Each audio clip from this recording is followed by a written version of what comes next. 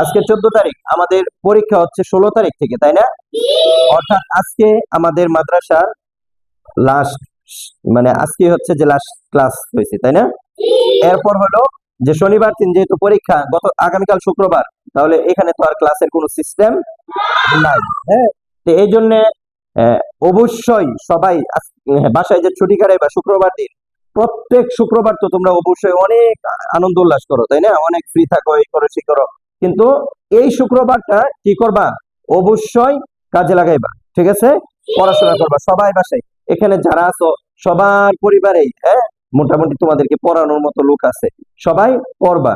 তো আজকে আমি এখানে তোমাদেরকে যে বিষয়টা বুঝিয়ে দেওয়ার জন্য দাঁড়াইছি, এটা হলো যে তোমরা পরীক্ষার যে হলরুম, পরীক্ষার হলরুমে পরীক্ষা দিতে এসে যে ভুলগুলি করে থাকো সাধারণত, আমরা সাধারণত তোমাদের সাথে তো প্রত্যেক পরীক্ষার আগেই আমরা এই কথাগুলো বলি না, আলাপ আলোচনা করি না?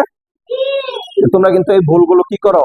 পরীক্ষার সময় করে থাকো, পরীক্ষার সময় কি এই ভুলগুলো করে থাকো।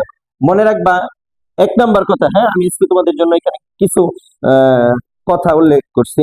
যেমন আমাদের পরীক্ষার টাইমটা হচ্ছে দুপুর 2টা 30 থেকে, তাই না?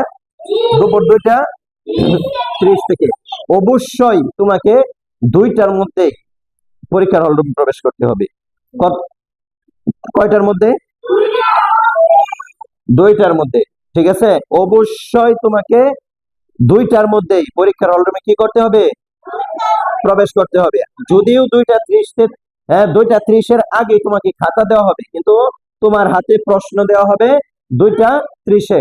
কততে? 2টা 30-এ। এই জন্য অবশ্যই তোমরা 2টার মধ্যে, হ্যাঁ, দুপুরে খাবার খায়া খুব রিল্যাক্সে আসবা, হ্যাঁ, তাড়াহুড়া যেন না হয়। তুমি প্রয়োজনে 1:30টা থেকে প্রস্তুতি নিয়ে আস্তে আস্তে আসতে থাকবা, ঠিক আছে? কিন্তু এরকম যেন না হয় যে তুমি রাস্তা দিয়ে দৌড়াদৌড়ি করে আসছো, এরকম যেন না হয়। আমার কথাগুলো কি তোমরা ক্লিয়ার বুঝতে পারছো? সবাই বুঝতে পারছো?